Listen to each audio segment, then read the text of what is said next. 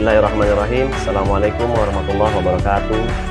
Waalaikumsalam warahmatullahi wabarakatuh. Nah, Bapak Ibu semua, materi malam hari ini memang dalam hal penyampaian tidak mudah ya Bapak Ibu ya untuk memulainya gitu, karena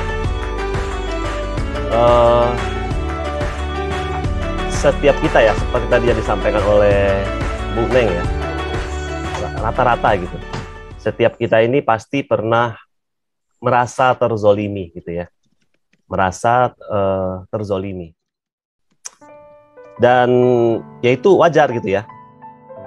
Kadang dalam hidup kita merasa, aduh kok orang ini merendahkan saya gitu, kok menghina saya gitu ya, kok rasanya diri saya ini rendah banget gitu ya. Pasti kita pernah gitu merasakan hal seperti itu ya, apalagi yang saya rasakan ya, yang agak-agak dekat gitu ya, kalau lagi dikejar-kejar debt collector gitu ya. Itu rasa apa ya, ya Allah ya, rasanya luar biasa banget gitu ya. Kita apalagi kalau debt collectornya, mohon maaf nih, misalnya perempuan gitu, tiba-tiba, loh kan Bapak sudah pakai uang ya, kenapa nggak mau bayar, kenapa begini, waduh rasanya ya. Diomelin gitu.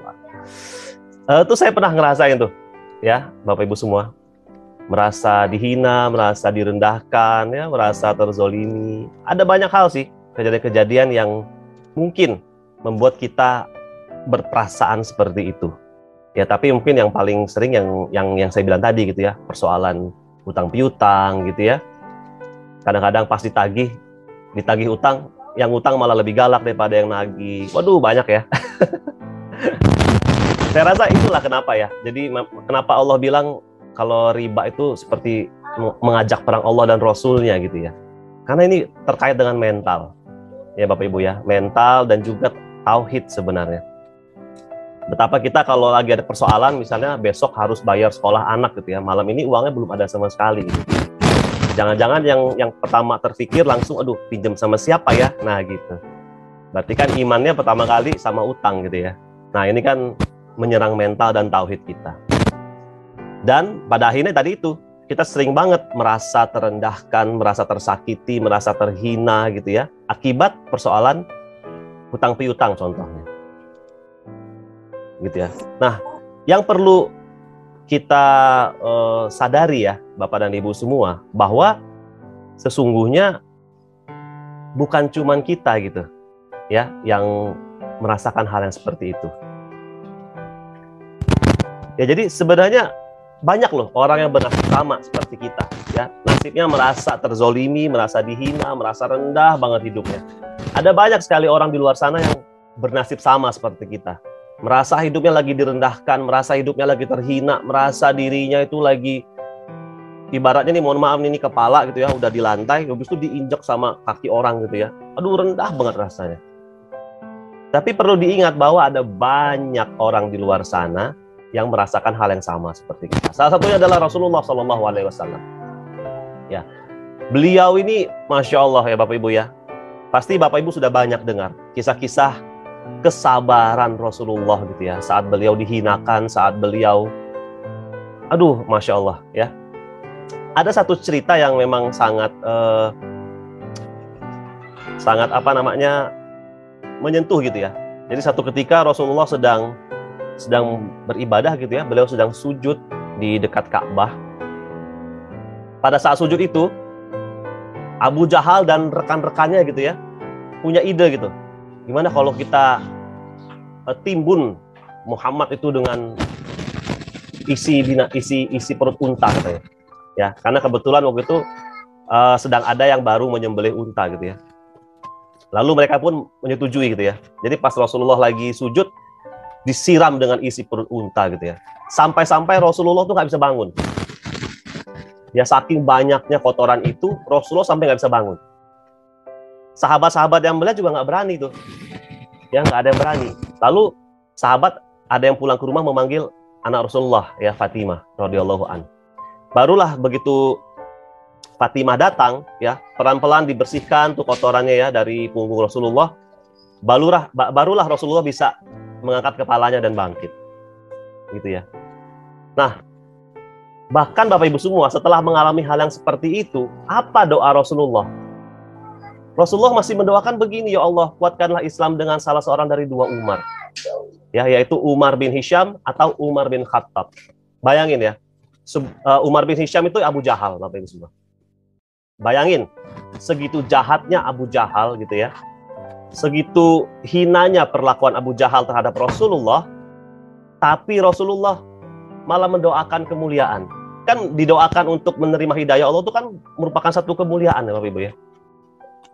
Dia bukannya mendoakannya macam-macam, Rasulullah justru mendoakan supaya Allah beri hidayah ya terhadap Umar bin Hisham atau Abu Jahal. Ya, atau Umar bin Khattab. Ya, karena Umar bin Khattab juga sebelum memeluk Islam beliau sama gitu ya, perlakuannya yang sangat sangat tidak baik gitu ya terhadap Rasulullah Shallallahu Alaihi Wasallam. Nah, Bapak Ibu semua, artinya saat kita merasa terzolimi gitu ya, ada banyak juga orang di luar sana. Ya, bahkan sudah dicontohkan oleh Allah melalui hidup Rasulullah. Ya, betapa hidup Rasulullah itu penuh dengan cobaan-cobaan yang seperti itu. Tetapi lihat, sikap manusia terbaik. Kenapa? Rasulullah itu sudah Allah jamin loh masuk surga ya. Allah juga sudah memberi keistimewaan doa beliau dikabulkan gitu ya sama Allah. Tapi beliau nggak pernah tuh ngedoain, ya Allah, hamba sekarang sedang terzolimi, ya Allah, hutang di mana-mana nggak begitu Rasulullah gitu ya. Atau kayak kita misalnya kalau sedang ya merasa dizolimi gitu, kita cenderungnya manusia itu mendoakan ketidakbaikan karena sedang merasa lagi dizolimi. Ya Allah, hamba sedang dizolimi, ya Allah, mudah-mudahan orang yang menzolimi hamba ini engkau azab gitu ya, mohon maaf Bapak ya. Ini contoh ya, naudzubillah. Kadang-kadang doanya begitu kita ya. Kita merasa terzolimi, lalu kita mendoakan yang nggak baik sama orang yang menzolimi kita itu, naudzubillah. Ya. Nah, Bapak Ibu semua, sesungguhnya tidak ada yang menzolimi kita. Karena apa? Karena setiap peristiwa, setiap kejadian yang terjadi dalam hidup kita, semua udah atas izin Allah.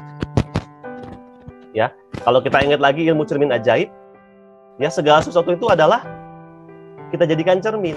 Oh, jangan-jangan tindakan orang ini menzolimi kita gara-gara ada kesalahan kita di masa lalu.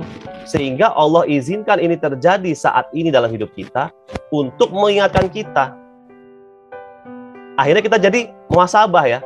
Ya Allah, iya saya dizolimi oleh orang, tapi jangan-jangan ini akibat dosa saya di masa lalu. Kita jadi bercermin Bapak Ibu semua. Ya. Jangan-jangan semua akibat perbuatan masa lalu kita. Ya.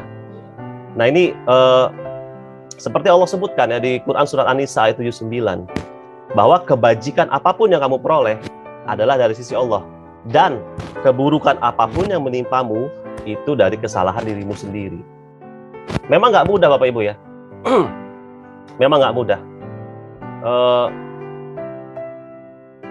Menganggap bahwa perlakuan tidak adil terhadap kita ini gara-gara dosa kita di masa lalu, memang nggak mudah ya Bapak Ibu semua. Apalagi kalau kita merasa saya nggak pernah kok melakukan hal yang nggak baik sama orang itu, misalnya gitu ya. Saya nggak pernah kok melakukan perbuatan yang jahat. Saya nggak pernah kok menghina orang. Saya nggak pernah gitu ya dalam pikiran kita. Tetapi kan kadang-kadang ada satu perbuatan yang mungkin kita nggak sadar, ternyata perbuatan itu melukai hati orang lain. Kita nggak pernah tahu. Ya, makanya sikap terbaik adalah saat kita merasa dizolimi, kita ingat sesungguhnya nggak ada yang menzolimi kita. Bisa jadi itu adalah zatnya Allah gitu ya, yang sedang Allah izinkan terjadi sama kita gitu loh. Orang itu menzolimi kita, tapi itu sebenarnya adalah zatnya Allah yang untuk memberitahu kita gitu loh. Ya, memberitahu kita bahwa pernah ada kesalahan kita di masa lalu. Sehingga akhirnya Allah izinkanlah kejadian ini terjadi. Ya, memang nggak mudah Bapak Ibu semua. Memang apalagi nih. Ya, apalagi media-media TV, sinetron zaman sekarang, waduh, judulnya sinetron Islam gitu ya. Judul sinetron Islam, tetapi setiap kali ada yang terzolimi, tersakiti gitu ya, Betul sih dia sholat di atas sajadah, tapi doanya itu ya Allah, gitu. Kayaknya memelas banget gitu. Coba deh Bapak Ibu cek ya, sinetron-sinetron tuh apalagi ya, dari zaman yang saya ingat ya, kalau misalnya bulan puasa, judulnya sinetron Ramadan ya, pasti ada istri-istri yang terzolimi, ya, ada pihak-pihak yang terzolimi, lalu di atas sejadah dia merasa, ya Allah kok gitu banget hidup saya gitu kira-kira ya. Bahkan ada beberapa orang yang awas ya gitu, sampai mendoakan sesuatu yang nggak baik gitu untuk orang lain. Alhamdulillah. Ya Bapak Ibu ya, jangan sampai kita mendoakan yang nggak baik untuk orang lain. Karena apa? Ingat kickback, sehakikatnya doa itu akan kembali kepada diri kita sendiri. Saat kita berdoa yang macam-macam yang nggak baik untuk orang lain, hakikatnya kita sedang mendoakan diri kita sendiri. Ya kita ingat lagi ya, ilmu kickback. Jangan sampai Bapak Ibu semua, ya kita mendoakan. Jadi apa doanya gitu ya? Ya karena sesungguhnya doa itu akan kembali ke diri kita, doa itu untuk diri kita sendiri, berarti doakan yang baik-baik. Seperti halnya Rasulullah, ya. Rasulullah saat dizolimi, ya Allah, berikanlah hidayah ya Allah, ampuni mereka ya Allah, ampunilah kaum Quraisy ya Allah, mereka belum tahu ya Allah, limpahkan hidayah untuk mereka. Rasulullah malah mendoakan mereka, malah memuliakan mereka. Ya. Tidak pernah sedikit pun, dicarilah dari riwayat manapun, dari sirah manapun gitu ya, yang Rasulullah itu mendoakan yang nggak baik. Kalaupun mungkin ada ketemu, itu biasanya langsung Allah ralat melalui firman Allah. Dan itu juga kejadiannya Allah izinkan gitu ya. Karena yang menjadi contoh dari diri Rasulullah itu bukan hanya, kan gini, Rasulullah memang tidak diizinkan berbuat dosa karena udah dibersihkan. Tapi Rasulullah diizinkan untuk mohon izin ya, untuk berbuat satu yang kurang tepat. Tetapi kekurang tepatannya itu adalah untuk dijadikan contoh buat kita gitu ya. Jadi pada hakikatnya sebenarnya semua yang terjadi adalah baik gitu ya. Pada diri Rasulullah pun juga semua adalah baik. Itu seperti contoh waktu Rasulullah memulangkan Ibunda Hafsah gitu ya ke rumah Umar bin Khattab, ya kan? Waktu dipulangkan karena ada satu kejadian, Ibunda Hafsah itu dipulangkan ke rumah Umar bin Khattab. Lalu Rasulullah ditegur sama Allah dan akhirnya balikan gitu sama Siti Hafsah. Nah itu kan satu tindakan yang mungkin nggak tepat, tapi akhirnya menjadi pelajaran buat kita. Ya saya nggak cerita lebih detail soal yang itu karena nanti beda konteksnya. Ini hanya contoh saja gitu. Nah Bapak Ibu semua, yang perlu kita lakukan saat kita merasa terzolimi, yaitu tadi ya, pertama, jadikan ini cermin. Ya Allah, kejadian ini Engkau izinkan terjadi dalam hidup hamba pasti karena ada kesalahan hamba di masa lalu ya Allah. Gitu ya Bapak Ibu ya, jadi ini cermin. Lalu yang kedua, jaga lisan kita jangan sampai mengucap doa-doa yang nggak baik. Doakan kebaikan, doakan kemuliaan untuk orang yang kita rasa menzolimi kita. Ya Bapak Ibu, jadi jangan sampai mendoakan yang nggak baik. Doakan aja yang baik-baik. Ya, nah lalu kalau ini kalau misalnya contoh, ya udah emang zolim banget ini orang gitu ya. Ini zolim banget kejadiannya nih gitu. Kita sudah yakin banget, kita hakul yakin bahwa ini ada sebuah kezoliman. Contoh misalnya penjajahan gitu ya. Penjajahan itu udah jelas kan yang menjajah ini zolim gitu ya terhadap yang dijajah. Ya, ada doa nih yang diajarkan oleh para ulama ya Bapak Ibu ya. Jadi kan memang doa terbaik itu doa dari Al-Quran. Lalu yang kedua doa yang dicontohkan oleh Rasulullah. Nah tapi kita juga boleh ada doa-doa ya yang mungkin contoh saat kita sedang self-talk dengan Allah itu kan doa-doa dengan bahasa kita sendiri. Ya itu juga diperbolehkan. Nah ini adalah salah satu contoh doa gitu ya atau sholawat yang dicontohkan oleh ulama. Nah ini dulu konon kabarnya ini sering dilantunkan di madrasah-madrasah, di pesantren-pesantren saat negara kita masih terjajah gitu ya. Nah ini dilantunkan gitu. Allahumma sholli ala Sayyidina Muhammad wa ashghilit zalimi bizzalimin wa akhrijna min bainihim salimin wa ala alihi wa sahbihi ajma'in. Ya. Jadi pertama dibuka dengan sholawat kepada Rasulullah SAW. Lalu doanya adalah, ya Allah, sibukkanlah orang-orang zolim dengan orang zolim lainnya. Sehingga akhirnya kita bisa selamat dari kejahatan mereka. Ya. Nah ini nih, ya Bapak Ibu ya. Apa bahasanya ya? Semati-matinya gitu ya. Kalau kita udah merasa benar-benar, ya Allah, ini benar-benar zolim. Ini benar-benar zolim ya Allah. Yakin banget, hakul yakin bahwa kejadian ini adalah sebuah kezoliman. Nah mungkin ini bisa dibaca. Ya Allah, sibukkanlah orang zolim dengan orang zolim lainnya. Selamatkanlah kami dari kejahatan mereka. Ini ada suaranya Pak Nas nih. Saya coba share ya. Suara salawatnya. Nah ini nih. Allahumma salli ala Sayyidina Muhammad wa ashghili al-zalimin bil-zalimin wa akhrijna min bainihim salimin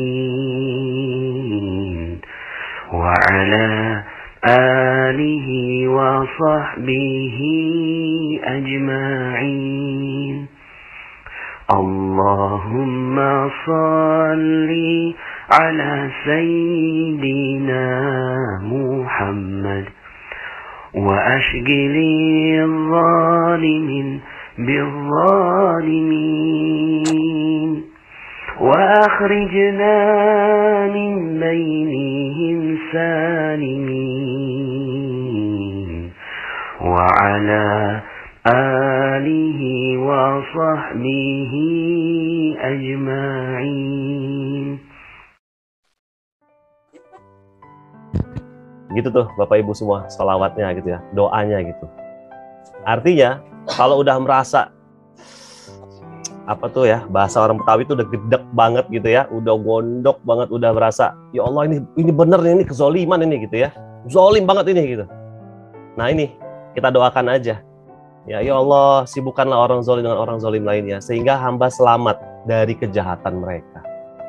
Masya Allah, indah banget ya Bapak Ibu ya. Tetap loh kita nggak mendoakan ketidakbaikan ya untuk orang lain ya, walaupun mungkin itu sudah nyata gitu. Mungkin dari 1000 orang 999 orang bilang bahwa itu kezoliman. Tetap tidak keluar dari mulut kita ini doa-doa yang nggak baik. Ya kita hanya minta sama Allah, ya Allah sibukkanlah kalau emang dia zolim, ya Allah sibukkanlah orang zolim itu dengan orang zolim lainnya sehingga kami selamat dari kezoliman mereka. Masya Allah ya doanya. Wah keren banget. Ya Bapak Ibu, jadi memang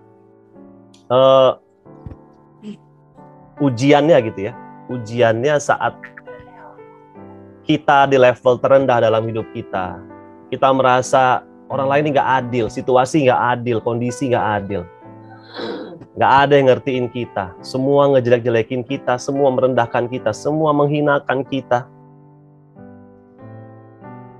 Ya disitulah mungkin ya setan langsung membisikkan ya, yuwaswisu fi sudurin nas, membisikkan hal-hal itu ya. Wah, kamu adalah orang terzolimi gitu ya. Doa orang terzolimi itu dikabulkan oleh Allah. Nah, ini yang kita pegang terus kan. Doa orang-orang yang terzolimi itu dikabulkan oleh Allah. Nah, justru karena kita tahu doanya itu dikabulkan oleh Allah, doakan yang baik-baik Bapak Ibu semua. Karena kita tadi tahu kan ada kickback bahwa sesungguhnya doa kita ini adalah untuk kita sendiri. Ya, dikasih Allah fasilitas seperti itu, ya kita manfaatkan dengan baik gitu ya. Jangan sampai keluar dari mulut kita doa-doa yang tidak baik. Kesempatan nih gitu ya. Ya walaupun rasa terzolimi ini kan rasa dari manusia ya. Karena kan sesungguhnya pada hakikatnya Allah nggak pernah menzolimi hambanya. Allah nggak pernah bikin skenario zolim. Setiap yang terjadi udah pasti yang terbaik buat kita. Ya kan? Yang pertama kita jadikan cermin. Mungkin ini teguran Allah. Kan lebih baik Allah tegur pada masa di dunia daripada nanti Allah balasnya di akhirat. Waduh, Masya Allah, nggak mau saya sih. Mendingan hal-hal yang nggak tepat yang kita lakukan di masa lalu, biarlah Allah balas di dunia ini sekarang. Karena apa? Karena nanti di akhirat tuh berkali-kali lipat balasannya Bapak Ibu semua. Ya kalau baik ya nggak apa-apa gitu. Tapi kalau nggak baik kan, nah lebih baik Allah balas di sini. Nah, kalau kita udah berpikiran seperti itu, kita mungkin bermuhasabah diri, ya Allah, dulu apa ya kesalahan yang saya lakukan sehingga kok hari ini engkau tegur dengan kejadian yang begini. Kita terus beristighfar ya, kita terus muhasabah diri. Mungkin ketemu, ya Allah iya, saya juga dulu pernah zolim, begini. Akhirnya mungkin Allah kasih hikmah gitu ya, dan kita akhirnya benar-benar menyesali perbuatan kita pada masa itu. Ketemu tuh perisainya gitu. Langsung kita, ya Allah, iya ya Allah, ini pasti gara-gara kejadian itu ya Allah gitu ya. Saya udah zolim. Mungkin pernah gitu ya, kita lihat ada anak kucing lagi mau nyebrang, kita cuek aja gitu. Wah, kelindes. Ya Allah. Pasti Bapak Ibu pada ngerasain ya. Karena kita kadang-kadang kalau kucing nyebrang tuh kita kan sampai berhenti gitu. Mastiin dulu gitu kucingnya nyebrang. Udah seaman baru kita jalan lagi. Mungkin ada masa-masa di mana kita lagi buru-buru, masa-masa mungkin kita lagi dipenuhi dengan emosi gitu ya. Lewat aja gitu. Ya jangan-jangan gara-gara itulah Allah kemudian izinkan ada kejadian seperti ini supaya kita tuh sadar gitu ya. Kita menyadari kesalahan kita di masa lalu dan minta ampun sama Allah. Bukankah itu hal yang baik Bapak Ibu semua? Ya. Jadi sebenarnya persoalan zolim tidak zolim ini hanya ada di mindset Bapak Ibu semua. Kalau kita meyakini, hakul yakin, mengimani bahwa betul setiap kejadian yang terjadi dalam hidup kita semua udah atas izin Allah. Dan semua yang Allah izinkan terjadi udah pasti yang terbaik untuk hidup kita, untuk diri kita. Itu aja kita imani Bapak Ibu semua, Masya Allah. Ya. Sudahlah kita bercermin, kita minta ampun sama Allah, lalu keluar doa-doa baik dari mulut kita. Ya Allah, dia nggak ngerti ya Allah, dia nggak zolim ya Allah. Muliakan dia, bahagiakan dia ya Allah. Semoga dia dan keluarganya terselamatkan dari fitnah seperti yang hamba rasakan sekarang ya Allah. Nah itu kan baik banget Bapak Ibu doanya. Ya. Semoga ia dan keluarga tidak pernah merasakan fitnah seperti yang hamba rasakan saat ini ya Allah. Maafkan mereka ya Allah, mereka belum tahu ya Allah. Ampuni mereka, muliakan mereka, bahagiakan mereka dan keluarganya ya Allah. Terus usahakan, keluarkan kalimat-kalimat baik dari lisan kita. Doa-doa baik dari lisan kita. Ya, apalagi kan kalau yang terus terlintas adalah doa orang yang terzolimi dikabulkan oleh Allah. Ya oke lah ya. Walaupun zolim tidak zolim itu hanya dari perasaan kita. Tapi oke lah. Kalau emang Allah kasih fasilitas seperti itu, manfaatkan. Kasih doa terbaik. Ya Bapak Ibu ya. Jadi kalau kita dizolimi apa yang perlu kita lakukan? Pertama, kita yang muhasabah diri. Terima aja ya. Ridho aja dengan ketentuan Allah. Ikhlas menerima ketentuan Allah. Ya. Jadikan ini bahan kita untuk evaluasi diri. Terus kita muhasabah ya. Ya Allah, benar ya Allah. Ini pasti akibat kesalahan saya masa lalu. Cari tahu apa kesalahannya. Karena apa? Kesalahan yang kita minta ampun sama Allah dan kita ketahui apa kesalahannya, itu beda nanti rasanya di hati. Ya. Beda saat misalnya kita beristighfar. Tapi ya sekadar beristighfar aja gitu. Kita yakin bahwa kita pernah melakukan kesalahan tapi nggak ingat salahnya apa. Beda saat Bapak Ibu beristighfar lagi ingat, ya Allah, tadi saya habis ngebentak anak, ya Allah, astagfirullahaladzim. Kok sampai-sampainya ya, sampai dia nangis, ya Allah, sampai terisak-isak. Beda ya rasanya Ibu ya. Saat kita beristighfar, kita ingat kesalahan apa yang kita lakukan. Itu akan berbeda istighfarnya. Sekali, 2 kali, 3 kali aja istighfar itu rasanya udah menghujam di hati. Bahkan mungkin bisa sampai nangis. Ya jadikan saat kita merasa terzolimi, jadikan ini bahan buat muhasabah. Terima aja, ridho dengan ketentuan Allah. Dan ikhlas menerimanya. Lalu yang kedua, doakan kemuliaan terhadap orang yang menzolimi kita. Jangan sampai, sekali lagi Bapak Ibu ya, jangan sampai keluar doa-doa yang nggak baik dari lisan kita. Lalu yang ketiga, kalau memang kita rasa confirm gitu ya, bahwa memang ini adalah sebuah kezoliman. Confirm, ya Allah ini adalah sebuah kezoliman ya Allah. Tetap, jangan izinkan lisan kita mengeluarkan doa-doa yang nggak baik. Doakan, agar orang-orang zolim itu sibuk dengan orang zolim lainnya. Ya, sehingga dia lupa dengan kita. Sehingga kita bisa keluar dari situasi ini dengan keselamatan. Ya Bapak Ibu ya. Jadi, waduh luar biasa banget. Allah pernah menciptakan Fir'aun. Fir'aun itu hidup kurang lebih 400 tahun. 400 tahun dalam kezoliman. Masya Allah. Allah juga pasti bisa menciptakan Firaun-Firaun lain ya di masa-masa kini. Dan mungkin Firaun yang Allah ciptakan itu ya saat ini yang sedang kita rasa sedang menzalimi kita. Bisa jadi, Bapak Ibu semua. Tapi lagi-lagi, Allah ciptakan Firaun dengan situasi kezolimannya, tapi Allah juga tunjukkan gitu ya, situasi di mana orang-orang yang mengalami kezoliman itu bersabar atas kezoliman tersebut. Seperti Nabi Musa bersabar terhadap kezoliman Firaun.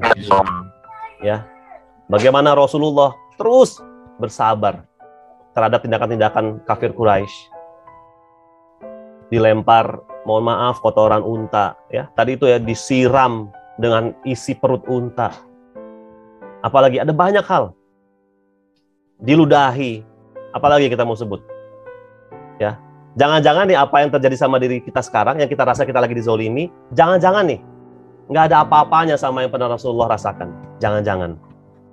Coba deh, coba cek. Seperti apa sih perlakuan orang zolim tadi terhadap diri kita, sehingga kita merasa terzolimi? Coba baca-baca lagi sirah Nabi. Seperti apa perlakuan kafir Quraisy terhadap Rasulullah. Jangan-jangan yang kita rasakan ini nggak ada apa-apanya sama yang pernah Rasulullah rasakan. Terus kita udah merasa paling terzolimi sedunia gitu.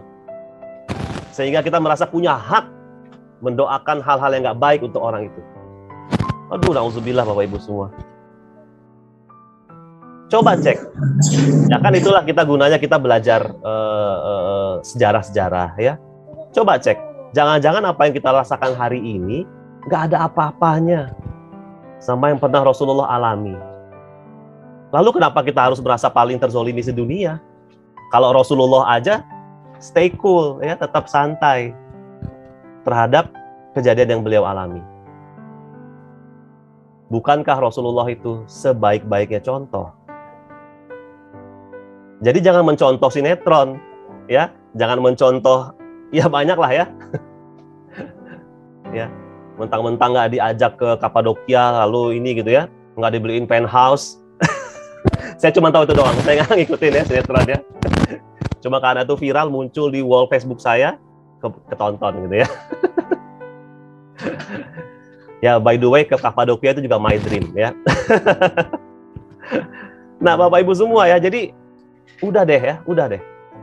Kalau perlu, kita stop tontonan-tontonan yang makin menjeruk nipisi kondisi kita sekarang. Ya kalau nonton sinetron-sinetron seperti itu makin menjeruk nipisi, iya nih sama kejadian saya. Wah, kejadian Mama Andin sama apa dengan apa yang saya alami. Langsung merasa terkonfirmasi gitu ya, bahwa memang kita terzolimi dengan menonton sinetron. Lalu tambah lagi nonton sinetron azab di Indosiar gitu ya. Azab suami selingkuh gitu ya. Bener nih gitu ya, langsung ya. Merasa terkonfirmasi bahwa memang diselingkuhi itu adalah kezoliman gitu. Wah, langsung mendoakan, mudah-mudahan suami saya gitu ya. Jangan ya Allah, na'udzubillah. Jangan Bapak Ibu semua. Makanya udah hindari ya. Berhentilah gitu. Pilih tontonan yang mau kita tonton. Pilih yang mau kita dengar. Jangan sampai yang kita tonton itu makin menambah jeruk nipis dalam hidup kita. Makin baper gitu ya. Jeruk nipis itu baper gitu. Cari tontonan-tontonan yang baik ya. Sejarah-sejarah Nabi gitu ya. Lalu ya kalau sekarang kan lagi ngetren juga sinetron Turki tentang sejarah-sejarah Turki Utsmani, sejarah-sejarah Kesultanan Seljuk, ya, sejarah banyak hal yang kita bisa ambil pelajaran baik dari situ. Ngapain kita mencekoki pikiran kita ini dengan jeruk nipis? Ya Bapak Ibu ya, nggak ada orang yang terzolimi. Semua itu udah atas izin Allah. Nggak ada orang yang terzolimi. Sekalipun dia nggak diajak ke Kapadokia, sekalipun dia nggak dibeliin penthouse 5 miliar, dia nggak terzolimi kok. Semua udah atas izin Allah. Ya, Bapak Ibu ya. Jadi, jangan ikutin sinetron. Jangan pula, kan ada lagi tuh sinetron, kadang-kadang sinetron Ramadan itu, keluarga bahagia itu adalah keluarga yang sholatnya berjamaah di rumah gitu ya. Habis selesai sholat cium tangan suami, anak-anak juga soleh-soleha. Ya nggak apa-apa kalau itu menjadikan target kita. Tapi jangan jadikan itu satu benchmark bahwa tuh kan suami orang soleh, suami saya sih enggak. Tuh kan Tuh kan gitu ya, tuh kan, makin kita jeruk nipisi. Merasa terzolimi oleh anak. Kenapa anak ini kok nggak mau nurut, nggak mau dengar omongan, nggak berprestasi? Kenapa pasangan saya kok begini gitu ya?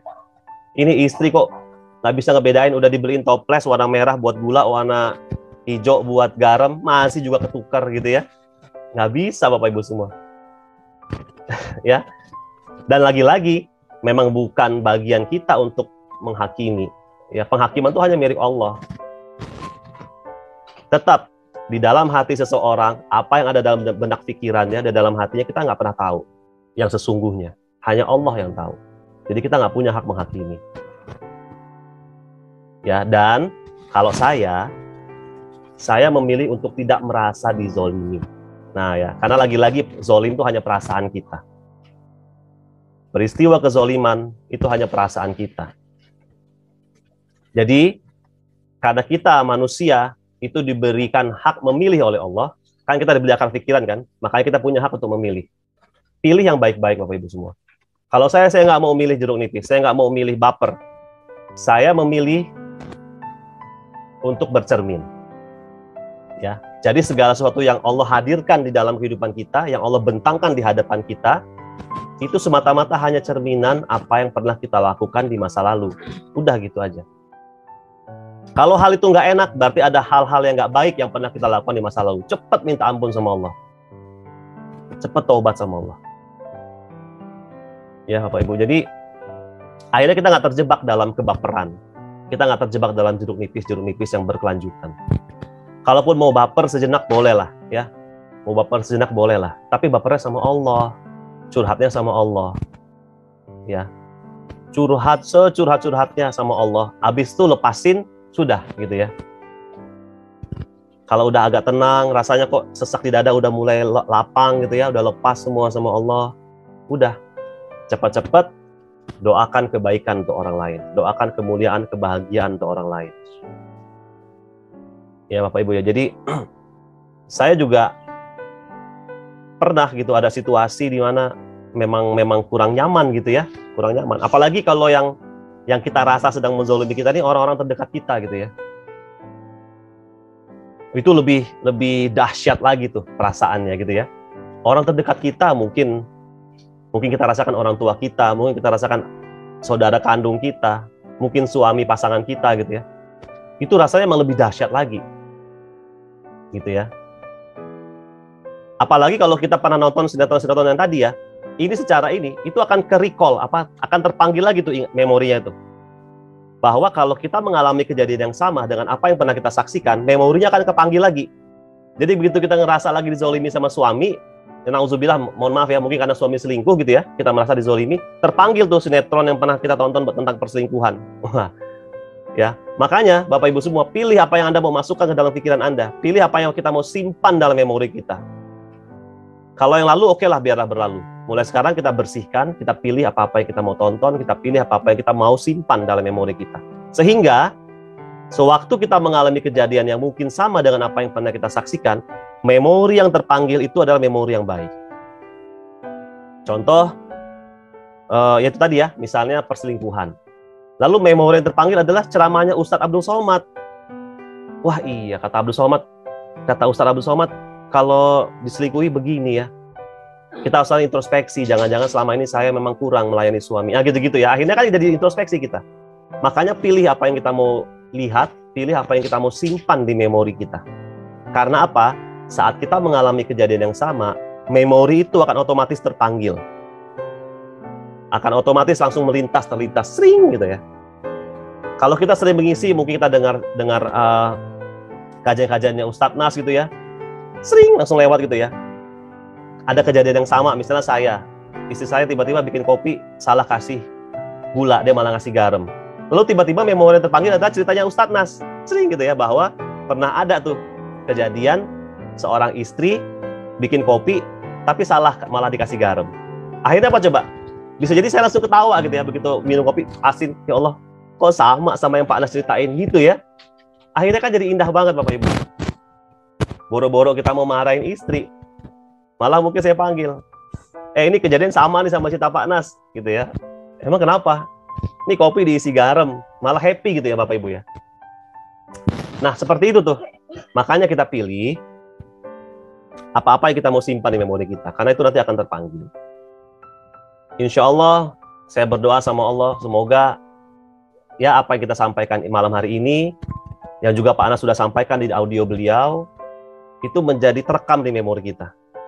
Terekam di memori kita, di alam bawah sadar kita, sehingga ya kalau emang Allah izinkan nanti ada ujian-ujian, kejadian-kejadian yang mungkin mirip dengan apa yang pernah disampaikan, kita langsung ingat bahwa itu semua hanya cermin. Semua hanya cermin. Bahwa ya mungkin masa lalu kita pernah berbuat sesuatu yang nggak baik sehingga sekarang terjadi. Ya udah, akhirnya ridho aja. Nggak apa-apa ya Allah, dibalas di dunia ini nggak apa-apa ya Allah.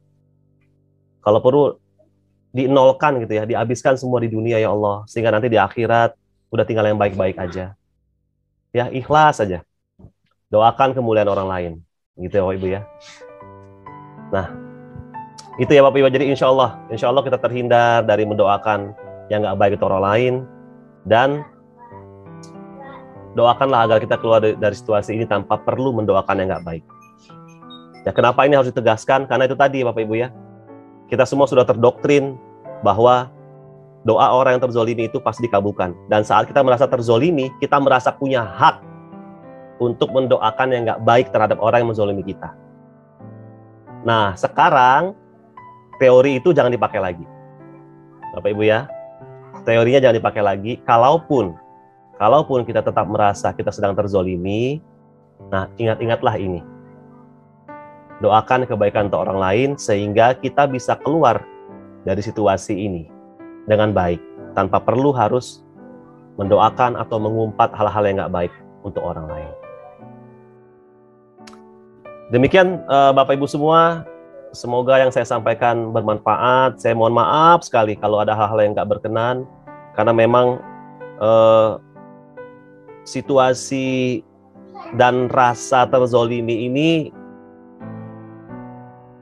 sangat manusiawi gitu ya Bapak Ibu ya, sangat manusiawi, dan juga sebenarnya jadi rentan gitu ya, jadi celah yang sangat baik untuk setan itu membisikkan hal-hal yang nggak baik terhadap kita.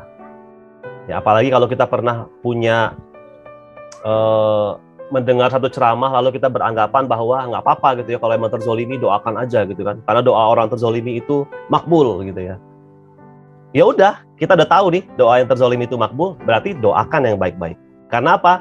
Karena kita semua di sini udah tahu ada jurus kickback. Ya, kita udah tahu ada jurus kickback.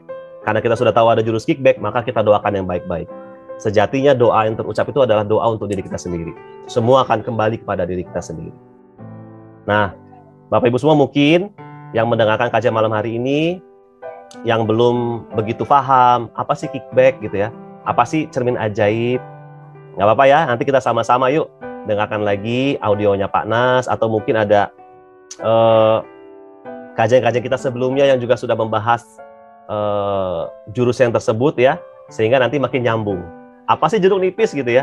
Nah, nanti makin nyambung insya Allah ya. Yang pasti kesimpulan tadi, ingat, saat merasa terzolimi, sekali lagi saya tegaskan, jadikan itu cermin. Jadikan itu cermin.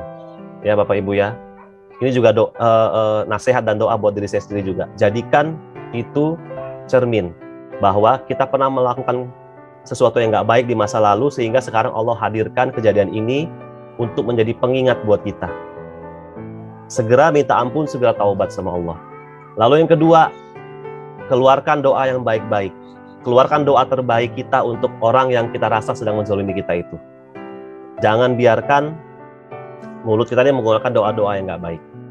Lalu yang ketiga, kalau sudah merasa benar-benar, ya Allah ini benar ya Allah, negara ini zolim ya Allah.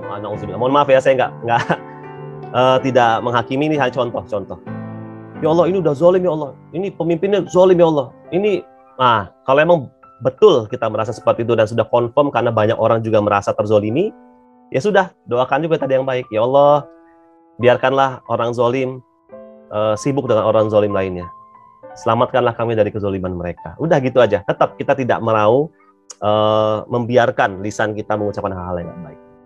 Semoga dengan begitu Bapak Ibu semua, hilanglah jeruk nipis kezoliman dari diri kita, ya. Hilanglah rasa kok hidup nggak adil gitu ya, kok begini, kok begitu, hilang semua mudah-mudahan dari hidup kita, dan kita bisa terus menjalani hidup kita, melanjutkan kehidupan kita dengan lebih ringan, dengan lebih lapang, ya, karena kita tahu dan kita menyadari bahwa semua adalah ketentuan dari Allah Subhanahu wa Ta'ala. Demikian Bapak Ibu semua, terima kasih atas perhatiannya. Mohon maaf atas segala kekurangan. Bila taufik wal hidayah. Assalamualaikum warahmatullahi wabarakatuh.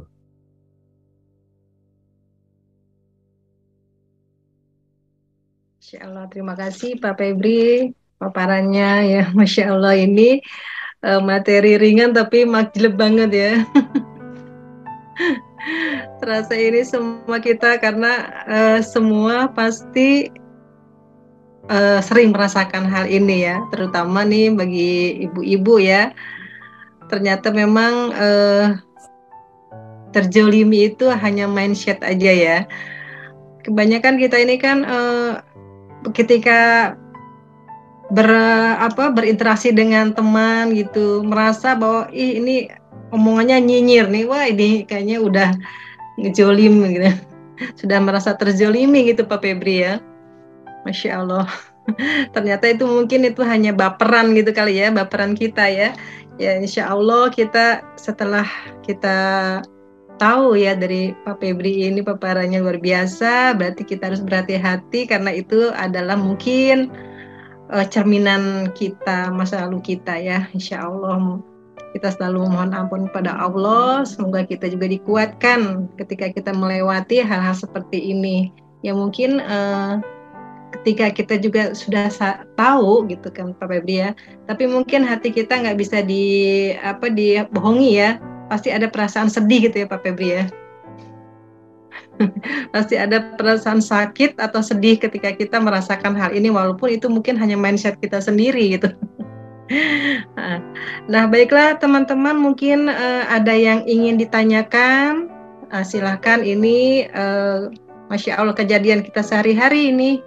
Ya silahkan, mumpung ada Pak Febri nih yang akan membantu untuk mengatasi kita melewati hal-hal yang seperti ini. Silahkan teman-teman, boleh di chat atau mau langsung pasien, silahkan. Nah ini udah ada Mama Aska yang bertanya, Assalamualaikum, pas banget dengan perasaan saya hari ini Pak Febri, Masya Allah. Terima kasih untuk pencerahannya. Iya, mungkin ini juga Bu Neng. Contoh. Karena kebetulan yang member Mana Rezeki ini Allah izinkan banyak akhwat gitu ya. Mungkin contoh begini nih. Jadi para ibu-ibu duluan gitu yang kenal ilmu Mana Rezeki. Ya, lalu kepingin kan pasangannya juga ikut belajar Mana Rezeki gitu ya, sama-sama belajar, sama-sama praktik gitu ya. Tapi ternyata mungkin suami malah nggak support ya, suami malah mungkin kalau bahasa Minang itu apa ya bahasa Indonesianya, malah itu dicemooh gitulah ya, gitu ya, sehingga akhirnya kita sedih gitu ya. Atau kalaupun nggak sedih, ada sikap lain yang kadang-kadang juga terjadi, sikap di mana kita ngerasa kita udah bener gitu, soalnya kan kita ngaji, oh ini yang Pak Nas sampaikan ini itu udah ada dalilnya, semua ada sunnahnya, ya kan? Kita ngerasa yang kita sampaikan itu benar, sehingga terkadang saat kita memberitahu suami atau ngajakin suami gitu ya, kadang-kadang nggak sadar tuh kalau lagi ada perasaan benar itu di diri kita, ya, perasaan benar, dan jangan-jangan juga ada perasaan menghakimi bahwa suami lagi nggak benar. Saya udah mulai benar nih karena udah mulai belajar, ya. Kadang-kadang ada begitu tuh perasaannya Bapak Ibu semua. Jadi kemudian pas suami misalnya, karena gini, sifat laki-laki itu cenderung bertahan gitu. Kadang-kadang ego laki-laki itu lebih tinggi. Mungkin iya dia menyadari bahwa ya benar sih istrinya benar nih, ilmu Mana Rezeki benar nih gitu ya. Tapi berhubung istri saya duluan dan dia juga kayaknya kok ngerasa udah soleh duluan gitu ya dibanding saya, wah nggak bisa terjadi nih, saya nggak mau kalah sama istri saya. Kadang-kadang ada begitu Bapak Ibu, ego laki-laki itu kadang begitu, sehingga dia nggak mau. Kadang-kadang ada lelaki yang tidak mau mengikuti sesuatu yang udah istrinya duluan, Dia nggak mau nih, walaupun itu benar. Kadang-kadang juga dia karena egonya nggak mau mengakui itu. Udah kamu aja nggak apa-apa, gitu ya. Ada yang seperti itu. Nah, Bapak Ibu semua, makanya kita perlu saling memahami tadi itu ya, dan jangan suuzon duluan gitu ya. Jadi pasti ada sebab dan ininya. Nah, kalau kamu jadikan itu, kadang-kadang kita ngerasa iya nih suami saya kok, ya mohon maaf ya, kok zolim amat gitu ya. Saya nggak boleh belajar mana rezeki. Saya nggak boleh ikut daftar TOMR. Saya nggak boleh ikut kajian. Padahal nih kajiannya bagus banget gitu ya. Saya nggak boleh. Ya kan? Kadang-kadang nih, mungkin ada perasaan-perasaan ngerasa, kok suami kok gitu ya. Nah, Bapak Ibu semua, itu juga jangan dipelihara. Ya. Jangan dipelihara. Tetap kembali kepada triangle miracle. Ya, kalau saya pernah dikasih tahu itu ada otoritas namanya. Otoritas yang pertama kita adalah Tuhan ya, Allah Subhanahu wa taala, lalu orang tua, lalu kalau istri itu adalah suaminya. Ya. Jadi kalau memang suami ibu belum bisa menerima dan mungkin cenderung melarang, ya udah gitu. Jangan pula kita langsung merasa terzolimi gitu ya. Nggak apa-apa, udah nurut aja sama suami, sambil ya minta sama Allah gitu ya. Ya Allah, ya bukakan hati suamiku. Karena kan yang membolak-balikkan hati kan bukan kita ya. Belum tentu juga mungkin kita merasa, nah ini kalau ketemu Pak Anas pasti suami saya langsung berubah nih, langsung taubat nih. Ya kan? Ketemu Pak Anas pasti langsung ngeh nih sama ilmu mana rezeki. Ya belum tentu Bapak Ibu semua. Kalau Allah nggak ridho ya kan? Nah, berarti kan tugas kita adalah bagaimana Allah ridho supaya suami saya dapat hikmah kan gitu ya. Berarti kan kembali ke kita. Kita nih yang memantaskan diri untuk keridhaan Allah. Bagaimana supaya Allah ridho suami saya dapat hikmah dan bisa juga ikut belajar mana rezeki. Gitu ya. Jadi ya mungkin jangan-jangan gitu ya. Ada situasi seperti itu di mana kita merasa ya terzolimi dengan sikap suami, nggak boleh belajar mana rezeki ya, nggak boleh kumpul sama teman-teman dan lain-lain. Jangan Bapak Ibu semua. Ini termasuk juga gitu ya. Jangan dipelihara. Termasuk juga sebenarnya para suami. Para suami itu Bapak Ibu-ibu ya, nih kalau ini. Jadi bukan cuman para wanita nih yang baperan. Iya, laki-laki ini kalau egonya udah main, itu lebih baperan daripada perempuan gitu ya. Karena egonya. Ya tadi itu ya nggak mau kalah gitu ya, nggak mau ngerasa kalah sama istri, nggak mau ngerasa istri lebih benar, nggak rela gitu ya. Kalau kami yang belum bertaubat masih begitu gitu ya. Saya juga kadang-kadang begitu. Ya nauzubillah. Ya itu lagi proses taubat ya Bapak Ibu ya. Jadi saya bersyukur waktu itu Allah izinkan saya duluan yang ketemu ilmu mana rezeki. Karena bisa jadi kalau misalnya istri saya duluan yang ketemu mana rezeki dan beliau sampaikan ke saya, bisa jadi. Karena ego saya mungkin nggak akan terima. Dan saya bersyukur banget saya duluan yang Allah izinkan ketemu mana rezeki. Ya, jadi ibu-ibu, ya yang kita bisa lakukan, udah nggak usah baper, ya baperlah sama Allah, ya ngadu sama Allah, cepat-cepat jadikan cermin, kemudian ya doakan kebaikan suami kita, ya. Nurut dulu di awal, jadi tidak akan menjadi satu kebaikan gitu ya kalau kita ngotot belajar tapi kita ngelawanin suami gitu, jangan ya Bapak Ibu ya, ibu-ibu jangan ya. Jadi nurut aja dulu sambil minta sama Allah. Kalau memang belajar mana rezeki ini adalah satu kebaikan, satu hal yang memang bermanfaat untuk kita dan suami, minta sama Allah. Ya Allah segerakanlah ya Allah hikmahnya ya Allah gitu ya. Ya kita memantaskan diri gitu di hadapan Allah. Mungkin juga buat anak-anak juga seperti itu. Ada mungkin anak-anaknya yang sudah beranjak besar, sudah kuliah, sudah dapat pendidikan yang lebih lagi daripada pendidikan di rumahnya gitu ya, sehingga sudah bisa berpendapat, sudah punya ya pendapatnya masing-masing bahwa oh nggak begitu, harusnya begini gitu ya, sehingga kita juga nggak mudah sampaikan mana rezeki sama anak-anak kita. Sama Bapak Ibu semua. Ya udah serahkan sama Allah, jangan merasa sedang terzolimi gitu ya sama anak. Serahkan semua sama Allah, jadikan cermin, minta ampun sama Allah, lalu doakan yang terbaik buat anak kita. Insya Allah. Ini Pak Febri ada dari Bapak Dani Sumsel ya, dari Sumsel.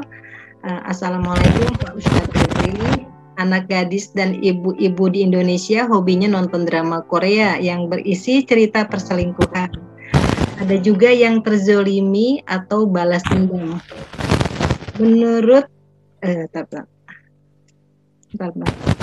menurut Pak Febri bagaimana nih? Silakan Pak Febri. Dari Pak Dani Sumsel. Ya menurut saya jangan nonton sih, ya kan? Jadi lagi-lagi kalau memang udah terlanjur, anak-anak kita sudah terlanjur suka gitu ya.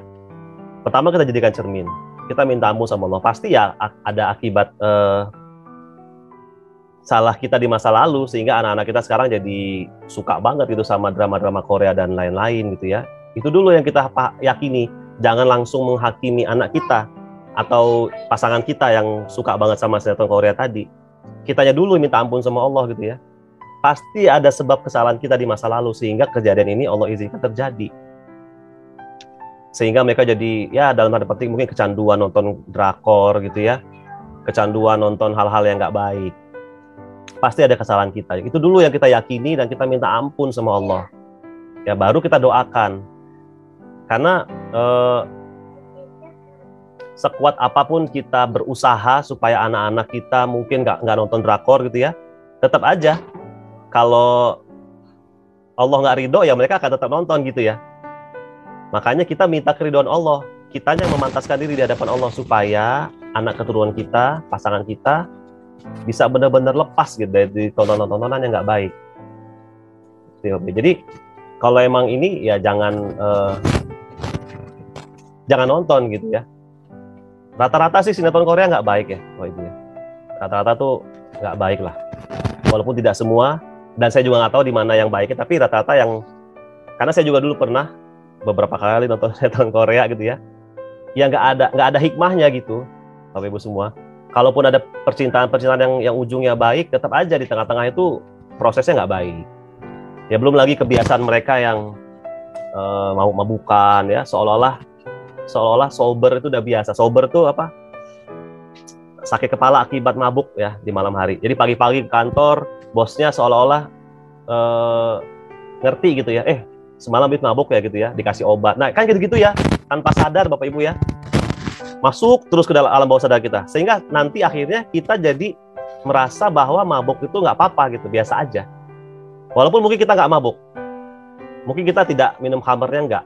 Tetapi begitu misalnya ngelihat teman mabok, ngelihat si ini mabok, kita udah biasa-biasa aja gitu. Nah, itu kan juga sama bahayanya. Ya, melihat pacaran tuh biasa, kan sama bahayanya. Mungkin kita nggak pacaran, tapi kita ngelihat orang yang pacaran tuh biasa aja gitu. Oh, wajar lah gitu. Nah, itu kan juga sama bahayanya. Gitu. Jadi, ya kalau saran saya, ya di-cut lah gitu ya. Cari. Kalau Pak Nas ini, unik kalau beliau ya. Beliau selalu bilang sama anak-anaknya bahwa gini, kamu kok mau sih nonton orang-orang yang ya mohon maaf banget, orang-orang yang ceboknya nggak bersih gitu ya. Bahasa panas saya suka gitu tuh, dicari hal-hal yang kayaknya gitu ya, jadi anaknya jadi nggak suka gitu. Kan memang iya kan, mungkin ada yang pernah ke Korea gitu ya, di hotelnya kan nggak ada air buat flush gitu ya, yang ada pakai tisu aja, kan gitu ya Bapak Ibu ya. Nah hal-hal gitu kan bisa kita ungkit kayak gitu. Jadi udah deh ya. Memang ini menjadi fenomena karena anak saya aja, saya nggak pernah ngajarin, saya juga nggak mengizinkan mereka nonton. Tapi kadang-kadang ada game anak-anak atau ya game anak-anak lah katakanlah ya. Kadang-kadang iklannya tuh tiba-tiba muncul Blackpink gitu ya. Yang gitu-gitu kan kita nggak bisa pantau dengan seksama gitu. Paling saya cuman ya itu saya ikutin apa kata Pak Nas. Nggak usah lah nonton Blackpink. Ya atau apa namanya satu lagi tuh yang cowok-cowok semua itu BTS gitu ya. Nggak usah lah. Emang kenapa Dedi? Mereka tuh ceboknya nggak bersih, saya bilang gitu ya. Emang kenapa? Nggak ada air di situ tuh, nggak ada air. Kalau di WC itu nggak ada air kayak kita nih, ada semprotannya, dia nggak ada. Jadi gimana caranya kalau mereka cebok? Ya cuma pakai tisu aja gitu, langsung gitu-gitu. Dan alhamdulillah sampai hari ini tuh efektif gitu ya. Mereka kalau ngelihat BTS kadang-kadang, nggak jorok gitu ya. Nah, walaupun itu mungkin akhirnya ya kita jaga jangan sampai jadi stereotip. Ya tidak semua orang Korea begitu. Tapi maksud saya minimal ada langkah-langkah awal preventif yang kita lakukan dulu gitu ya. Baru kemudian pelan-pelan seiring perkembangan pikiran mereka ya kita kasih pemahaman pelan-pelan. Gitu sih. Kalau saya seperti itu. Ya kalau kita udah tahu itu nggak baik, ya harus berbuat sesuatu. Saya pribadi adalah orang yang suka banget nonton. Suka banget sama televisi gitu ya. Suka banget. Dulu tuh saya kalau udah pergi ke bioskop, pantang nggak nonton. Apapun filmnya saya nonton. Karena saya hobi ke bioskop gitu. Saya suka ngeliat layar besar, suara menggelegar, saya suka banget gitu. Nah, jadi kalau saya tetap seperti itu, nggak mungkin anak saya nggak suka nonton. Kalau saya tetap dengan perilaku seperti itu, nggak mungkin anak saya nggak kecanduan nonton juga. Akhirnya bagaimana ya? Saya yang harus berubah. Ya saya harus merelakan untuk melepaskan kecanduan nonton saya itu. Gitu ya. Dan ya begitu saya berazam gitu, ya Allah ini nggak baik nih, dan ini nggak baik. Begitu saya berazam, langsung Allah mudahkan Bapak Ibu semua. Ini beneran nih, langsung Allah mudahkan. Pertama, TV saya rusak. TV itu langsung rusak, rusak gitu ya. TV rusak, kemudian laptop rusak, langsung di cut semua gitu ya. Saya hobi parabola nih, parabola rusak, dan saya nggak diizinkan Allah untuk punya kemampuan buat menggantinya saat ini, gitu ya. Nah di awal tuh saya karena saya udah berazam dan TV rusak, ya nggak apa-apa deh gitu ya, ya udah deh gitu. Agak nggak ringan di awal, tapi karena saya udah berazam duluan. Akhirnya saya langsung ingat, oh iya saya kan minta supaya saya berhenti dari kecanduan nonton. Ya udah Allah kasih TV rusak, ya udah deh gitu ya. Ya udah, akhirnya saya pelan-pelan, dan ini udah berjalan 2 tahun nih. Rusaknya tuh pas banget lagi waktu lagi pandemi, yang kita di rumah terus gitu ya. Akhirnya saya nggak pernah nonton. Nah, akhirnya sampai hari ini saya malah nggak terbiasa nonton. Saya malah nggak terbiasa nonton. Lucu gitu kalau nonton. Dan dalam masa transisi saya berhenti nonton, Allah kasih, Pak Nas bilang, yuk yang memang udah terlanjur terbiasa nonton, ini ada gantinya gitu ya, nonton sinetron Turki yang tentang sejarah Islam. Akhirnya saya ganti tontonan saya dengan itu, gitu ya. Dan sekarang itu saya kalau ngelihat film-film Amerika gitu ya, beda rasanya Bapak Ibu. Saya nggak ada nafsu untuk, wow, ini Avenger nih, mesti nonton nih gitu ya. Wih, Transformer nih, nggak ada lagi hasrat seperti itu dalam diri saya. Tapi kalau saya ngelihat, wah ini serial Osman baru, episode baru udah muncul loh, rasanya beda. Nah gitu ya. Jadi pertama yang namanya nggak baik, ya udah kita sadari bahwa itu nggak baik, kita harus cari cara mencegahnya. Lalu yang kedua, pelan-pelan cari penggantinya. Karena kan dari nggak nonton, dari doyan nonton sampai nggak nonton tuh transisinya mungkin nggak akan mudah. Ya kita cari dulu, misalnya mengubah tontonan di awal, pelan-pelan mengubah tontonan. Dari sinetron-sinetron Korea, ya dirubahlah mungkin di awal, cari sinetron-sinetron Ramadan yang agak ringan. Kayak misalnya, anak-anak saya suka Para Pencari Tuhan, gitu-gitu ya, itu kita tontonin gitu ya, pelan-pelan, sambil arahkan mereka. Yang pasti Bapak Ibu semua, kalau anak-anak kita masih di bawah usia, kalau nonton sama mereka, apapun tontonannya, pastikan didampingi. Apapun, sekalipun itu mungkin film kartun, pokoknya tontonannya apapun didampingi. Kalau kita lagi belum ada waktu buat mendampingi, berarti jangan izinkan mereka nonton. Itu aja sih kalau saya. Jadi pastikan kalau kita tahu hal itu baik, ya udah azamkan dalam diri, berhenti gitu. Azamkan dalam diri. Mungkin nggak mudah, nggak apa-apa ya, kita minta sama Allah gitu ya. Yang membolak-balikkan hati kan Allah. Saya juga nggak nyangka saya ada di level sekarang, di mana saya nggak suka lagi nonton gitu. Kalau dibayangin zaman dulu tuh rasanya nggak mungkin. Tapi ya itu alhamdulillah Allah izinkan itu terjadi. Jadi niatin dulu bahwa kita mau berubah dari hal yang nggak baik. Yang kedua ya rubah tontonannya untuk transisi. Yang tiga kalau udah bener-bener bisa lepas, ya alhamdulillah udah nggak usah dikasih lagi gitu fasilitasnya. Ya itu Bapak Ibu. Jadi ya terkait itu saya rasa bukan hanya drama Korea, sinetron-sinetron Islami yang katanya Islami pun juga banyak hal yang nggak tepatnya juga ya Bapak Ibu ya. Gitu. Jadi ya itu kalau misalnya kayak misalnya azab istri yang suka beli Shopee gitu ya, seolah-olah kok Allah itu suka ngazab banget gitu ya. Nah kalau saya memilih bahwa Allah itu Maha Pengasih, Maha Penyayang, itu yang saya pilih gitu, yang saya install dalam pikiran saya. Allah tuh Maha Baik, Allah tuh Maha Pengasih, Allah tuh Maha Penyayang. Bukan yang Maha mengazab, bukan yang Maha memberi hukuman, bukan yang Maha menghakimi. Enggak, saya nggak mau masukkan itu. Ya, jadi hal-hal yang membuat saya mengarah ke situ saya stop, nggak mau nonton. Nah gitu Bapak Ibu ya. Jadi Saya rasa dalam hal ini bolehlah kita tegas, tetapi kalau anak sudah terlanjur kecanduan, cari caranya pelan-pelan untuk rubah dulu tontonannya, baru pelan-pelan kita merubah supaya mereka jadi gak suka nonton lagi gitu.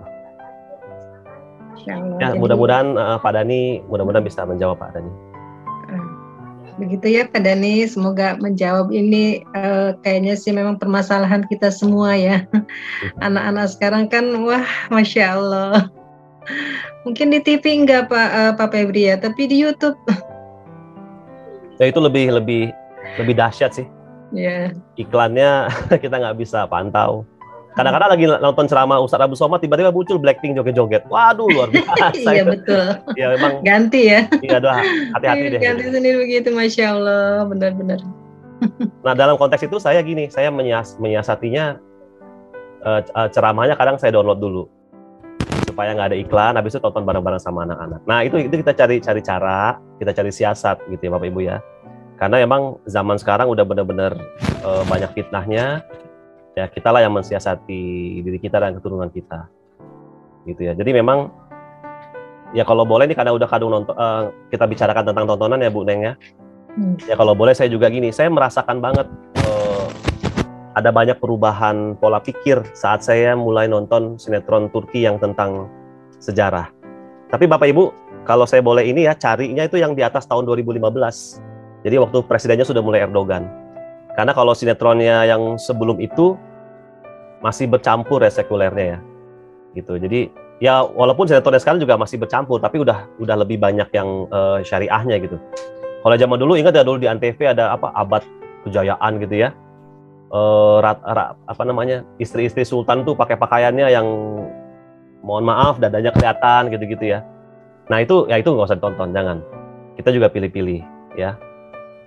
Dari Ertugrul sendiri saya banyak dapat hikmah. Contoh misalnya dari segi omongan aja. Misalnya waktu mau pergi perang gitu ya Bu Neng ya. Jadi Ertugrul mau pergi perang, istri sedang hamil. Jadi dia ngomong sama ibunya. Dia ngomong sama istrinya. Istriku, aku mau berangkat perang. Saya serahkan dirimu dan calon anakku kepada Allah, lalu kepada ibuku. Maksudnya dia mau dititipin istrinya sama ibunya. Tapi yang disampaikan, saya titipkan engkau pada Allah, baru pada ibuku. Nah, bahasa-bahasa yang seperti itu kan kalau terus kita install sangat baik gitu loh. Pokoknya ingat, apa-apa itu Allah dulu gitu loh. Ya. Kita jangan pede gitu, Bang. Contoh kita mau berobat. Ya kita pede aja bahwa dengan berobat itu kita bakal sembuh. Berarti dokternya yang menyembuhkan. Nah, kalau di sinetronnya Ertugrul tuh nggak begitu. Dia tanya bisa sama tabibnya. Tabib, gimana kondisi beliau? Saya udah berbuat semaksimal mungkin. Sekarang kita serahkan sama Allah. Bukan, jadi gini, dari awal gitu ya, tabib tolong sembuhkan Ertugrul gitu ya.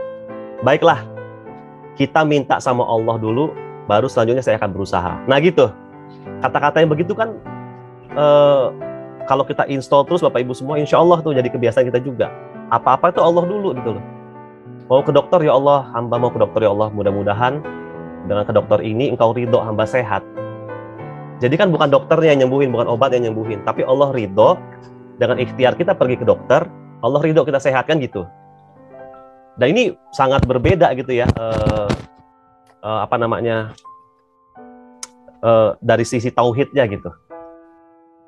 Nah, maksud saya ya tentu sebagai sinetron dari negara sekuler memang akan banyak hal ya. Makanya saya bilang kita juga dampingi anak-anak tetap. Dan kalau memang Bapak Ibu semua sekarang ini emang udah nggak doyan nonton, ya udah jangan nonton sama sekali. Saya juga nggak rekomendasikan tuh Ertugrul dan lain-lain, nggak usah. Kalau emang sekarang udah nggak doyan nonton, udah bagus banget. Habiskan waktu kita dengan zikir, dengan tilawah Quran, ya itu udah bagus banget. Tetapi kalau misalnya sekarang mungkin kita ada kebiasaan suka nonton, lagi mau beralih gitu ya, lagi mau transisi. Nah selama masa transisi itu mungkin ubah yang ditonton. Gitu ya, dalam masa transisi itu ubah yang ditonton, masukkan hal-hal yang baik, gitu ya. Mudah-mudahan nanti selanjutnya mulai bisa berhenti kebiasaan nonton. Ya wallahu a'lam bishawab. Ini boleh saya tambahkan sedikit ya Pak Febri ya? Iya Bu, silakan. Ini pengalaman saya aja. Saya pun dulu ya sebelum kenal MR ini, saya paling doyan ya nonton sinetron ini. Sampai setiap malam kalau jam sekian itu saya pokoknya cepet-cepet sholat maghrib atau sholat isya, udah pokoknya saya di depan TV itu sampai malam, sampai mau tidur.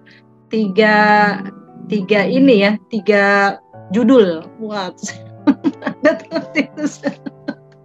3 judul tuh sampai habis diikutin gitu ya. Masya Allah. Ya, alhamdulillah semenjak ikut MR, bukannya saya ini sih, saya pikir bukan karena saya saya ganti ibadah, bukan, tapi karena saya seringnya mendengarkan audio gitu. Nah itu, jadi saya nggak ada waktu lagi kayaknya.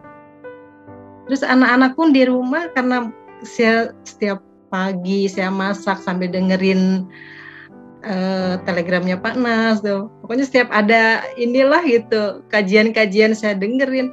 Anak-anak awalnya juga gitu. Mama sampai bosen gitu lagi itu semua. Dibawa-bawa ke kamar mandi gitu. Tapi akhirnya anak-anak pun secara tidak langsung ya, mereka yang mendengarkan. Karena saya terus itu yang saya putar lagi sampai di satu kajian itu saya ulang-ulang gitu. Jadi itu aja, sampai saya pun lupa gitu. Bukannya saya berarti sudah tobat, itu bukan. Tapi karena memang nggak ada waktu. Jadi itu sih kalau saya. Jadi anak-anak pun ya sedikit demi sedikit. Nah, TV sekarang tahu-tahu udah lama nggak di on kan, rusak kayaknya gitu. Jadi ya udah lama nggak nonton TV. Jadi kalau kadang-kadang saya gini, dengerin gitu kan. Pokoknya saya ajak ke situ anak-anak tuh. Itu sih kalau saya. Jadi ya memang nggak semuanya untuk anak-anak itu bisa ya. Anak-anak masih lah gitu ini main game atau apa gitu. Tapi paling enggak saya usahakan berkurang lah untuk hal yang seperti itu gitu. Iya. Itu sih kalau saya, pengalaman saya. Betul, Bu. Memang ya sebagai perbandingan ya. Kalau saya memang alhamdulillah saya dari kecil nggak suka game. Jadi alhamdulillah sampai sekarang saya juga nggak suka game. Jadi yang nggak ada yang saya tularkan dari sisi game ke anak-anak. Karena kan ada orang yang suka main game sampai berjam-jam ya kan. Yang kedua, kalau Bapak Ibu mau tahu nih kondisi saya ya, saya punya 2 buah hard disk masing-masing 2 tera. Jadi ada 4 terabyte, ada 4.000 giga, itu isinya film semua. Ya, ada 4.000 giga isinya film semua. Belum lagi koleksi DVD yang dulu-dulu, itu ada berapa tas gitu ya, berapa ratus keping gitu. Itu saya bawa tuh sampai ke Padang, waktu saya pindah tuh semua saya bawa gitu ya. Itu yang saya mau menggambarkan bahwa saya tuh hobi banget gitu nonton gitu ya. Jadi contoh waktu saya beli TV, saya milih banget tuh TV-nya harus yang refresh rate-nya sekian supaya nontonnya enak gitu ya. Harus yang bisa ini, bisa itu, harus 3D gitu. Sampai begitu, Bapak Ibu semua. Jadi memang, tapi alhamdulillah banget. Allah izinkan gitu, itu semua bisa berhenti gitu Bapak Ibu semua. Ya, jadi kalau nih sekarang ada Bapak dan Ibu semua punya situasi yang sama, mungkin anak-anaknya gitu ya, ya memang nggak ada cara lain selain minta sama Allah gitu. Minta sama Allah dulu, kita memantaskan diri supaya Allah ridho. Lalu ikhtiar kita adalah ya mempersempit ruang geraknya tadi itu. Mungkin dengan mengubah tontonan ya kan. Banyak hal sih yang kita bisa lakukan nantinya gitu. Kalau kita udah minta keriduan sama Allah, mudah-mudahan nanti Allah kasih hikmah lah, kasih ilham, kira-kira mesti ngapain gitu ya. Apa yang mesti kita lakukan supaya anak-anak kita ini berhenti dari kecanduannya menonton gitu ya. Khususnya hal-hal yang nggak baik. Dari kita dulu, orang tua. Dari kita dulu, betul Bu. Betul Bu. Ya, insya Allah nih ya, nggak mungkin deh anak-anak berubah kalau kitanya nggak berubah gitu ya. Jadi semua memang bermula dari orang tua. Jadi orang tua harus duluan mengambil langkah, khususnya ayah, ya. Buat bapak-bapak nih, khususnya ayah duluan, ya. Jadi kita nih yang ambil peran gitu ya, para bapak. Jadi kayak saya nih, saya nggak bisa berenang, tapi saya kepingin anak-anak saya semua pandai berenang. Gimana caranya? Ya waktu mereka belajar berenang, saya harus nyemplung juga. Kalau perlu saya ikutan juga belajar berenang sama mereka, biar mereka tahu gitu bahwa ya ayo kita belajar berenang sama-sama gitu ya. Gitu. Baca Quran, saya juga lagi terus memperbaiki bacaan Quran. sama-sama gitu ya. Jadi mereka lagi tahsin, saya juga ikut tahsin gitu. Begitu, jangan takut. Anak-anak nggak bakal nilai deh gitu ya, nggak bakal nilai. Yang akan mereka lihat adalah, oh ya benar, ini sesuatu yang benar karena orang tua saya juga memperjuangkannya gitu ya.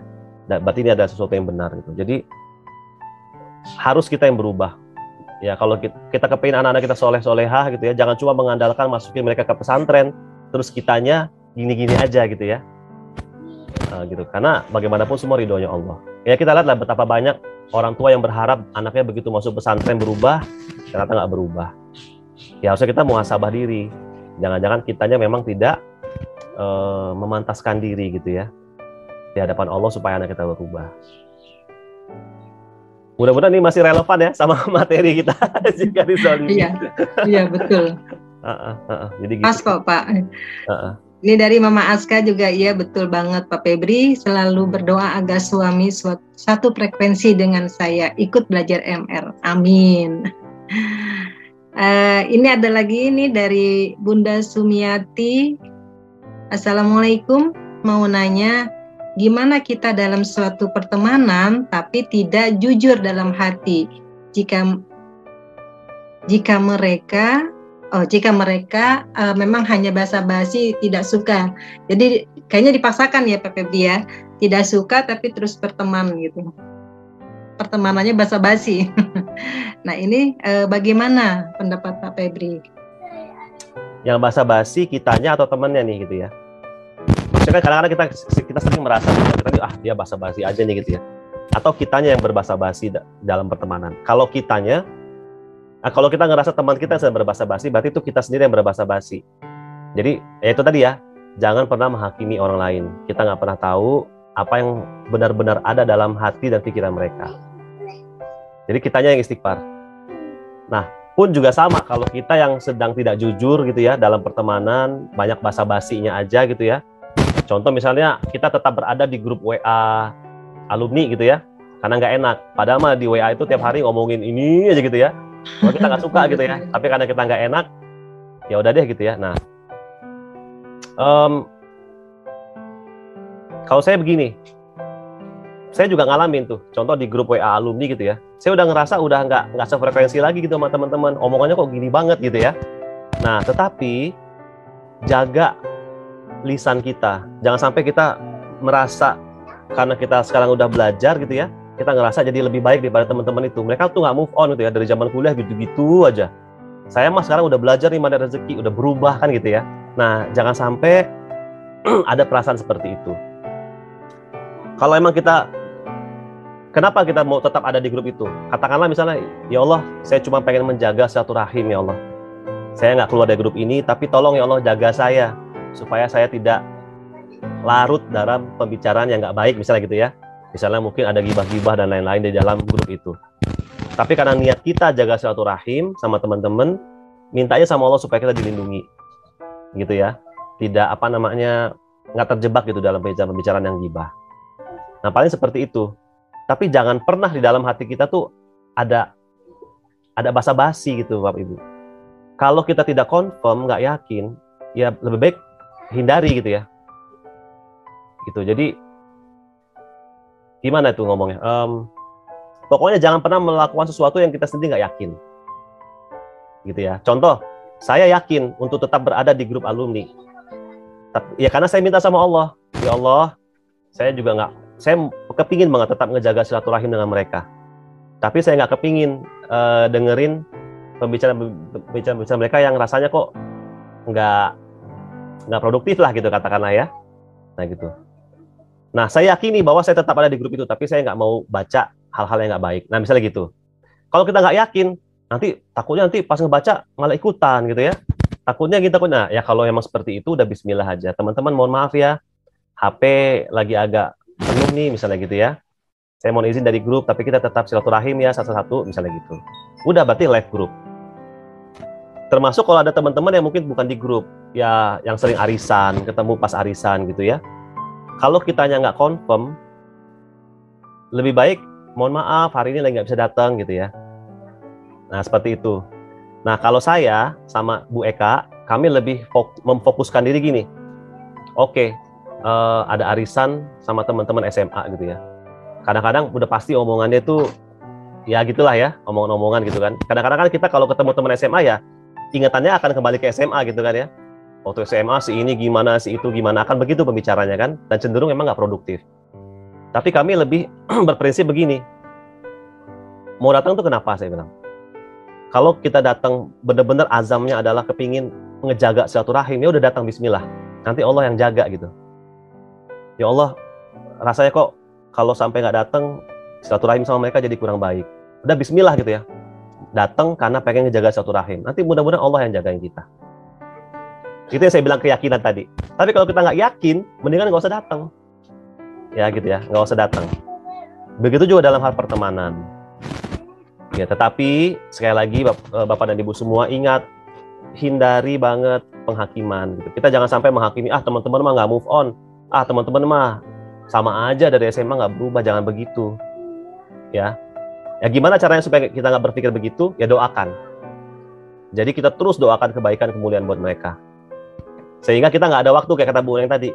Kita jadi nggak ada waktu buat ngucapin hal-hal yang nggak baik, buat menghakimi teman-teman. Gitu ya. Jadi doakan aja udah. Kira-kira gitu nggak ya Bu Sumiati ya? Mudah-mudahan bisa menjawab ya pertanyaan beliau. Ya, betul banget nih Pak Febri ya. Mungkin sekarang lagi marak-marak juga ya ke pertemanan alumni ya. Ya, saya sendiri juga punya dan saya nggak aktif juga. Sekali-kali aja kalau pas lagi ada yang pas baru saya komen. Kalau enggak ya saya nggak. Kadang-kadang nggak terbaca juga karena banyak, jadi nggak terbaca.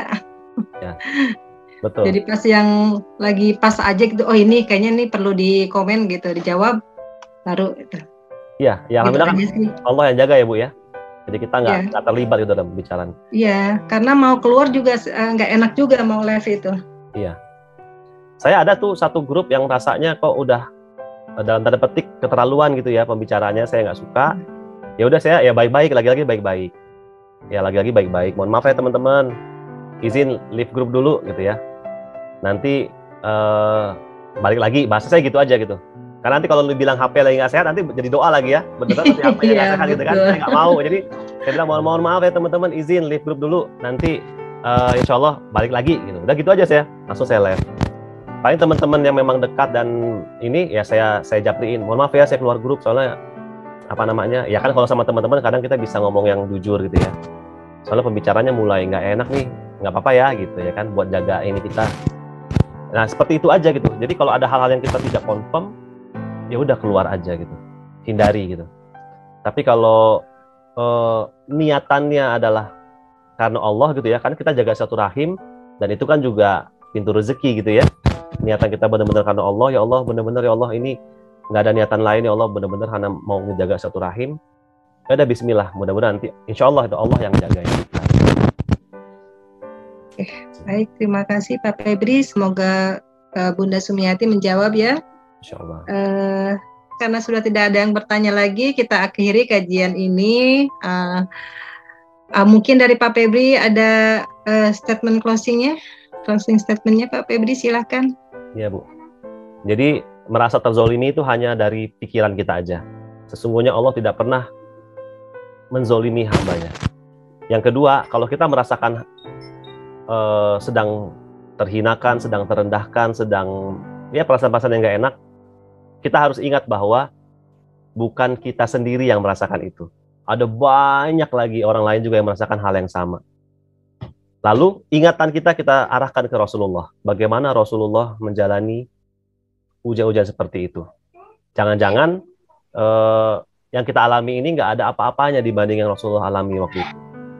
Akhirnya kan kita malu dong ya. Rasulullah aja udah Allah jamin kok masuk surga. Tetap beliau tidak pernah keluar kata-kata yang nggak baik dari lisan beliau terhadap orang yang menzoliminya. Masa kita begini, ya kan? Nah, jadi jadikan cermin dan terus keluarkan doa yang baik. Insya Allah Bapak Ibu semua, yakinilah bahwa setiap kita mengalami ujian kita masing-masing, ya mengalami peristiwa keadaan kita masing-masing, tetapi kan semua atas izin Allah. Allah izinkan itu terjadi berarti Allah anggap kita sanggup dan mampu menghadapinya. Apa yang Bu Neng hadapi, saya nggak mungkin bisa hadapi. Cuma Bu Neng yang bisa hadapi. Apa yang sekarang Bu Ulis hadapi, itu ya hanya Bu Ulis yang bisa hadapi, saya nggak bisa hadapinya. Mungkin kalau peristiwa itu dikasih ke saya nggak bakal bisa kuat. Ya, apa yang Dr. Mary hadapi, itu ya sesuai kemampuan beliau. Saya nggak mungkin mampu, gitu ya. Apa yang saya hadapi juga mungkin itu menurut Allah sesuai kemampuan saya. Nah, jadi Bapak Ibu semua, mudah-mudahan dengan begitu kita tidak lagi larut dalam jeruk nipis ya akan peristiwa yang Allah hadirkan dalam hidup kita. Udah ikhlas aja, ridho sama ketentuan Allah. Ya, insya Allah ya kalau kita anggap itu sebuah bungkus permen, berarti akan segera ada permen manisnya. Ya, itu yang mudah-mudahan terbenamkan gitu dalam pikiran kita. Terima kasih, saya mohon maaf kalau ada hal-hal yang kurang berkenan. Assalamualaikum warahmatullahi wabarakatuh. Waalaikumsalam warahmatullahi wabarakatuh. Masya Allah ya. Nah, baiklah teman-teman ya, Allah sudah janji ya bahwa kita akan dimampukan apa yang kita hadapi, apa yang Allah berikan itu pasti kita akan dijamin sama Allah untuk sanggup untuk melewatinya ya. Nah, maka jangan bersedih lagi dan jangan merasa terjolimi lagi. Insya Allah itu adalah sudah hal yang terbaik yang Allah berikan untuk kita semuanya. Nah, baiklah teman-teman, kajian kita pada malam hari ini yang diselenggarakan oleh PMB 068 dan 088. Mari kita ikut berpartisipasi untuk membantu perjuangannya mereka ya. Mereka sudah berjuang dengan tenaga, materi ya, pikirannya. Masya Allah, ini tenaganya mungkin ya, dari packing, dari masak, packing, kemudian juga membagi-bagikan ke mana gitu ya. Mesti dipikir lagi, waduh kemana lagi mestinya. Wah, Masya Allah, itu ya luar biasa perjuangannya ya. Silahkan kita ikut berpartisipasi, paling tidak kita mendoakan ya mereka yang sudah berjuang untuk hal ini ya. Semoga menjadikan amal jariah dan pahala yang tinggi di sisi Allah. Amin, amin ya rabbal alamin. Baiklah teman-teman, kajian kita akhiri pada malam hari ini. Semoga saya doakan teman-teman yang sudah ikut dalam kajian ini mendapatkan ilmu yang sangat bermanfaat dan menjadikan keberkahan buat kita semua ya, untuk meningkatkan ketakwaan kita kepada Allah dan juga untuk memperbaiki segala permasalahan hidup yang kita hadapi sehari-hari ya. Insya Allah akan Allah mampukan itu karena janji Allah ya. Nah, baiklah, dari saya sekian, kita akhiri dengan membaca alhamdulillah bersama. Alhamdulillahirabbil alamin. Astagfirullahaladzim. Subhanakallahumma wa bihamdika asyhadu an la ilaha illa anta astaghfiruka wa atubu ilaik. Saya mohon maaf apabila ada ketidaktepatan dalam ucapan maupun sikap. Saya mohon maaf lahir batin ya, karena kebenaran hanyalah milik Allah Subhanahu wa taala. Wabillahi taufiq wal hidayah. Wassalamualaikum warahmatullahi wabarakatuh.